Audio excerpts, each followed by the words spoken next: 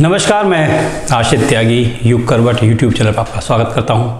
पहले आज की कुछ खास खबरों पर नज़र डाल लेते हैं।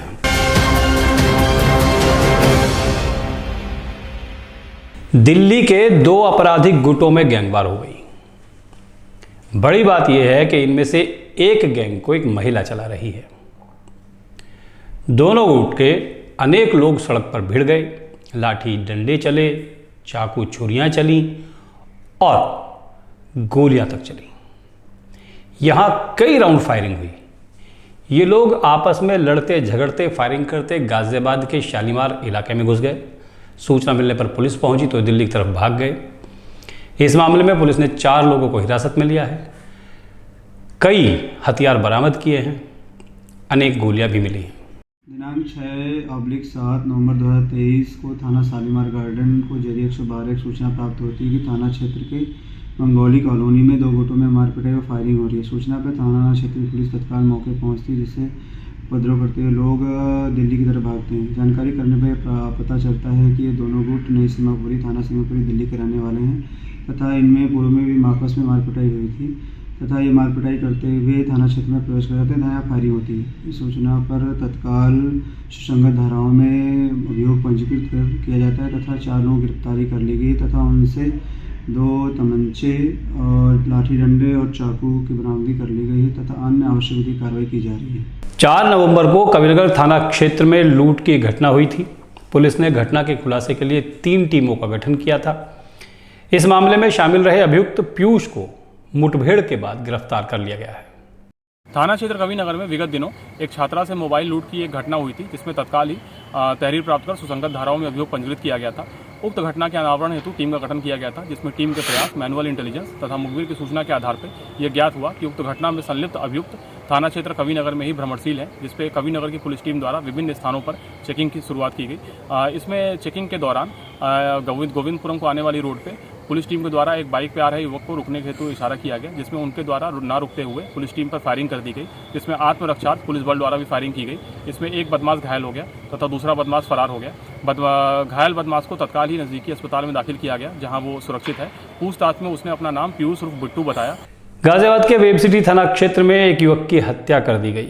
हत्या के आरोप में उसके दोस्त को गिरफ्तार किया गया है। पुलिस को पता चला है कि दोनों काफ़ी दिन से एक साथ बैठकर शराब पिया करते थे।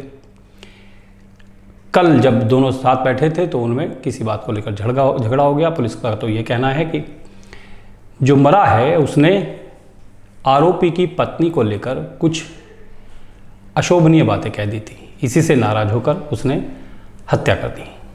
आरोपी को गिरफ्तार कर लिया गया है। और सुबह फिर पुलिस के द्वारा उन्हें ये सूचना मिली कि दीपक के घर पे उसकी डेड बॉडी मिली थी 7 नवंबर की रात्रि। तत्काल प्राप्त तहरीर के आधार पर अभियोग पंजीकृत किया गया और टीमों का गठन करते हुए अभियुक्त को हिरासत में लिया गया, अभियुक्त को गिरफ्तार किया गया। इंदिरापुरम थाना क्षेत्र में एक डॉक्टर के साथ मारपीट और जान से मारने के प्रयास की घटना हुई है। डॉक्टर का कहना है कि वो अपनी गाड़ी से जा रहा था, तभी एक गाड़ी रुकी। उसमें से कुछ बाउंसर टाइप के लोग उतरे, उन्होंने उसके साथ मारपीट की, उसकी कनपट्टी पर पिस्टल भी लगा दी। पुलिस वैन थी और एक किया कार्निवल थी, नंबर मेरे पास नोटेड है। इन लोगों ने उतर के मेरे पास ओवरटेकिंग के लिए मारपीट की है। बहुत ज़्यादा चोट आप देख सकते हैं, हाथ पे भी लगी है, खून बह रहा है, सब जगह से मारपीट की है। मैंने उनको बताया भी डॉक्टर हूँ, फिर भी वो बदतमीजी से बाज नहीं आए, गाली गलौज करते रहे और मारपीट करते रहे। सिविल में थे, पुलिस की यूनिफॉर्म कोई नहीं पहने था। सिविल में थे वो। एक पुलिस की गाड़ी थी, सिविल में कुछ लोग थे। तो ये थी आज की कुछ खास खबरें। अब खबरों का पोस्टमार्टम।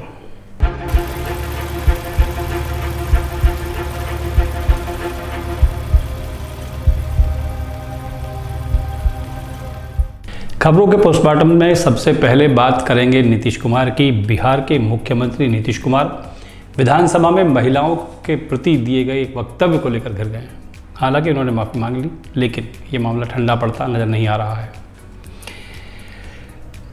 बिहार के मुख्यमंत्री नीतीश कुमार ने विधानसभा और विधान परिषद में लड़कियों की शिक्षा और प्रजनन दर को लेकर जो बयान दिया था उस पर बवाल हुआ। उसके बाद उन्होंने इस बयान पर अपने पर माफ़ी मांग ली। उन्होंने दोनों शब्दों में कहा कि मैं अपने बयान पर शर्म महसूस कर रहा हूं, अपने बयान को वापस लेता हूं। इसके बावजूद विवाद थमता नजर नहीं आ रहा है। पहले महिला आयोग ने नीतीश कुमार पर कार्रवाई करने के लिए बिहार विधानसभा अध्यक्ष को पत्र लिखा। अब मुजफ्फरपुर में उनके खिलाफ शिकायत की गई है। शिकायतकर्ता ने मुख्य न्यायिक दंडाधिकारी की अदालत में सीएम नीतीश कुमार के खिलाफ शिकायत दी है। इस मामले पर 25 नवंबर को सुनवाई होगी। विवाद का कारण यह था कि बिहार विधानसभा और विधान परिषद में शिक्षा की भूमिका, जनसंख्या नियंत्रण में महिलाओं की भूमिका को समझाने के लिए मुख्यमंत्री नीतीश कुमार ने जो भाषा इस्तेमाल की उस पर लोगों को आपत्ति है और वो महिलाओं के प्रति अपमानजनक भाषा बताई जा रही है। भाजपा ने कहा है कि ये माताओं और बहनों का, बिहार की लाखों महिलाओं का अपमान है। उत्तर प्रदेश में डायल 112 पर तैनात महिला कर्मचारी 2 दिन से आंदोलन पर है। लखनऊ से लेकर गाजियाबाद तक आंदोलन चल रहा है। सभी जिला मुख्यालयों पर जहां इनके ऑफिस हैं डायल 112 के, वहां पर ही प्रदर्शन कर रही हैं। सरकार ने इस पर सख्त रवैया अख्तियार किया है। अब एडीजी डायल 112 को हटा दिया गया है। इस पद पर अब तक अशोक कुमार थे जिनको हटाया गया है। अब एडीजी डायल 112 नीरा रावत को बनाया गया है। सरकार की ये सोच है कि महिला कर्मचारियों को समझाने के लिए महिला आईपीएस अधिकारी को आगे लाना चाहिए, इसीलिए नीरा को डायल 112 की जिम्मेदारी सौंपी गई है। महिला कर्मी अपनी सेवा शर्तों और वेतन बढ़ोतरी की मांग को लेकर आंदोलन कर रही हैं। महिला कर्मियों के इस धरना प्रदर्शन को लेकर विपक्षी दलों ने भी सरकार को घेरने का काम किया है। शासन ने इसके अलावा कार्यवाहक डीजीपी विजय कुमार से डीजी सीबीसीआईडी का पदभार भी वापस ले लिया है। गोंडा में दलित बुजुर्ग की हत्या के मामले में जांच 14 बार बदल जाने को लेकर सीबीसीआईडी की कार्यशैली पर सवाल खड़े हुए थे। सरकार इस मामले पर बैकफुट पर थी। डीजी सहकारिता प्रकोष्ठ आनंद कुमार को डीजी सीबीसीआईडी बनाया गया है। सीबीसीआईडी पिछले कुछ दिन से अच्छा काम नहीं कर रही थी, ऐसे आरोप लगते आ रहे थे। उन्हीं पर यूपी सरकार ने ये कार्रवाई की है और 3 आईपीएस अधिकारियों को अब फिलहाल यूपी में बदला गया है। बिग बॉस विजेता एल्विश यादव के खिलाफ दर्ज केस में गिरफ्तार 5 आरोपियों से बरामद जो 9 सांप हुए थे, उनमें से 5 सांप की विष ग्रंथि निकाल ली गई थी। मेडिकल परीक्षण में ये बात सामने आई है। कोबरा शेड्यूल एक श्रेणी का जीव है और विष ग्रंथि निकालना क्रूरता की श्रेणी में आता है। इसलिए अब उस जो केस है उसमें और धाराएं बढ़ जाएंगी और इससे गिरफ्तार आरोपी और एल्विश यादव की भी मुश्किलें बढ़ सकती हैं। शेष जो 4 बरामद सांप है वो विषैले नहीं हैं। सभी सांपों को न्यायालय की अनुमति से जंगल में छोड़ दिया गया है। इस मामले में अब जो ऑडियो और वीडियो वायरल हुई है उसके आधार पर पुलिस जांच कर रही है। एल्विश यादव जांच के घेरे में है। वन विभाग के अधिकारियों ने पशु चिकित्सकों के साथ सभी सांपों का मेडिकल परीक्षण कराया था, जिनमें पता चला कि 5 सांपों की विष ग्रंथि निकाल ली गई है। रेव पार्टी में सांपों का जहर सप्लाई करने के मामले में एल्विश यादव की मुश्किलें बढ़ रही हैं। एल्विश के गले में सांप वाले कई वीडियो सोशल मीडिया पर वायरल हो रहे हैं। लोग उनको पोस्ट कर रहे हैं, अपनी राय भी दे रहे हैं। सोशल मीडिया पर एक बहस भी छिड़ी हुई है। पुलिस ने जिन 5 लोगों को गिरफ्तार किया है, जिनसे ये 9 सांप बरामद हुए थे, उनके पास सांप दिखाने का कोई लाइसेंस भी नहीं था। ये लाइसेंस वन विभाग की तरफ से दिया जाता है। कल 3 घंटे तक पुलिस ने एल्विश यादव से नोएडा में पूछताछ की थी। आज फिर उसको बुलाया गया है। कुछ सवालों के जवाब पुलिस अभी भी ढूंढ रही है, जिनके मिलने के बाद जांच आगे बढ़ाई जाएगी। खबर अयोध्या से है। अयोध्या में दीपोत्सव मनाने की तैयारी सरकार ने बहुत बड़े पैमाने पर की है। अब दियों को राम की पैड़ी के घाटों तक पहुंचा दिया गया है। 11 नवंबर को देर शाम दीपों को प्रज्वलित किया जाएगा। दीपों की गणना करने के लिए Guinness book of world record की टीम अयोध्या पहुंच चुकी है। दीपोत्सव तक ये टीम अयोध्या में ही रहेगी। मंगलवार को टीम ने दीपोत्सव की तैयारी का जायजा लिया, घाटों का भ्रमण किया। उन्हीं के नेतृत्व में दीपों की गणना होनी है और फिर वो रिकॉर्ड के लिए भेज दिया जाएगा। अयोध्या में इस बार 7वां दीपोत्सव हो रहा है। 6 बार यहाँ का आयोजन विश्व रिकॉर्ड बना चुका है। डॉक्टर राम मनोहर लोहिया अवध विश्वविद्यालय की कुलपति प्रतिभा गोयल ने प्रभु श्री राम के समक्ष 5 दिए जाकर दीपोत्सव की कामयाबी की कामना की। उन्होंने बताया कि दीपोत्सव में नया विश्व रिकॉर्ड बनाने के लिए आवासीय परिसर, महाविद्यालय, इंटर कॉलेज, स्वयंसेवी संस्थाओं के 25,000 से अधिक स्वयंसेवक लगाए गए हैं। इनकी मदद से 51 घाटों पर 24 लाख दिए जलाए जाएंगे। इसी कड़ी में विश्वविद्यालय परिसर में सुबह 10 बजे यातायात समिति के संयोजक की देखरेख में बसों से स्वयंसेवकों के जत्थों को राम की पैड़ी रवाना किया जाएगा। करीब 1000 स्वयंसेवक विश्वविद्यालय कर्मियों ने 500 दियों के गत्तों को घाटों पर रखवाना शुरू कर दिया है। वितरण और सामग्री समिति के संयोजक ने अपनी निगरानी में देर रात 51 घाटों पर 24 लाख दियों को पहुंचाने का काम पूरा कराया। बुधवार सुबह से 24 लाख दियों को मार्किंग स्थलों पर बिछाने का काम शुरू कर दिया गया, यानी कि आज सुबह से ये काम शुरू हुआ है। ये कल तक चलेगा। 10 को दीपों की गणना होगी और 11 को ये सभी दिए अयोध्या में जलाए जाएंगे।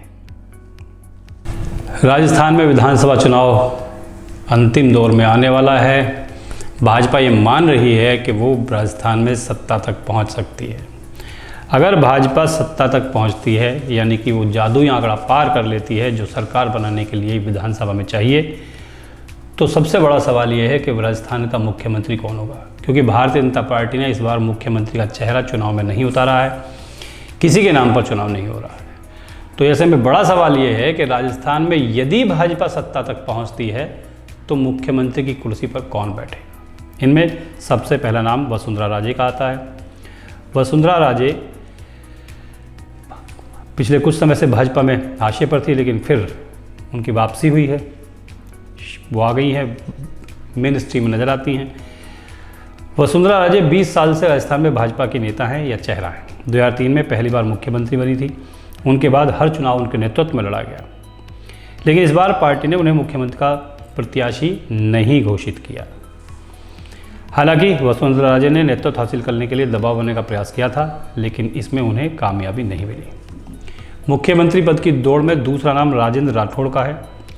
राजेंद्र राठौड़ वसुंधरा के हालांकि करीबी माने जाते हैं। वर्तमान में विपक्ष नेता हैं, 7 बार से विधायक हैं। 90 के दशक से अब तक कोई चुनाव हारे नहीं हैं। कई बार मंत्री रहे हैं। छात्र नेता से उन्होंने राजनीति शुरू की थी। पूर्व उपराष्ट्रपति भैरव सिंह शेखावत के साथ उन्होंने काम किया है। बड़े राजपूत नेता के रूप में उन्हें पहचाना जाता है। इसके अलावा सतीश पूनिया का नाम भी है। सतीश पूनिया मुख्यमंत्री रेस में 30 नंबर पर हैं। वो 3 सालों से भाजपा के प्रदेश अध्यक्ष हैं। उनका सारा कार्यकाल विपक्ष के नेता के रूप में बीता है। भाजपा अध्यक्ष के रूप में उन्होंने विपक्षी भूमिका प्रभावी ढंग से निर्वहन किया, ये भाजपा मानती है। लगातार विभिन्न मुद्दों को लेकर राजस्थान सरकार को लोग घेरते रहे हैं, कांग्रेस पर सवाल उठाते रहे हैं। 2023 की शुरुआत में उन्होंने पद से हटाकर सीपी जोशी को प्रदेश अध्यक्ष बना दिया गया था, लेकिन सतीश पूनिया ने पार्टी का फैसला चुपचाप स्वीकार कर लिया। जाट नेता सतीश पूनिया आमेर से आते हैं और उनका अपनी बिरादरी में और उस क्षेत्र में अच्छा खासा प्रभाव भी माना जाता है। फिलहाल वो नेता प्रतिपक्ष हैं। सतीश पूनिया हालांकि कई चुनाव हारने के बाद पिछले चुनाव में पहली बार विधायक बने थे, लेकिन उन्होंने अखिल भारतीय विद्यार्थी परिषद, भारतीय जनता पार्टी युवा मोर्चा में रहते हुए राजनीति शुरू की थी और एक बड़ा मुकाम पाया। इस कड़ी में अगला नाम सीपी जोशी का है, जो चित्तौड़गढ़ सांसद हैं। जब भाजपा प्रदेश अध्यक्ष उन्हें बनाया गया था तो खुद राजस्थान के भाजपा नेता चौंक गए थे। ब्राह्मण समुदाय से सीपी जोशी आते हैं। उनकी इस विधानसभा चुनाव में बड़ी भूमिका रही है।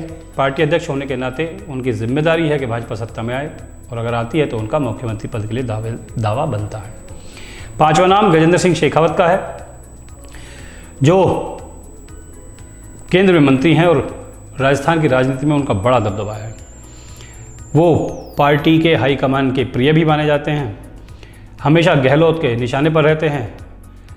गजेंद्र सिंह शेखावत मुख्यमंत्री अशोक गहलोत के गृह जनपद जोधपुर से ही हैं। पिछले लोकसभा चुनाव में उन्होंने मुख्यमंत्री अशोक गहलोत के बेटे को चुनाव हराया था। ये देखना होगा कि इस भाजपा सरकार बनने पर इन 5 में से किसी एक को मुख्यमंत्री की कुर्सी सौंपती है या फिर इन 5 से इतर कोई नया चेहरा सामने आ सकता है। तो आज के लिए बस इतना ही। गाजियाबाद और उसके आसपास के तमाम शहरों की बड़ी खबरों को देखने के लिए देखिए युग करवट यूट्यूब चैनल। विस्तृत रूप से जानकारी पाना चाहते हैं तो पढ़िए युग करवट समाचार पत्र। युग करवट यूट्यूब चैनल को सब्सक्राइब कीजिए, वीडियो को लाइक कीजिए, अपने दोस्तों रिश्तेदारों के साथ शेयर कीजिए और कमेंट ज़रूर कीजिएगा। नमस्कार।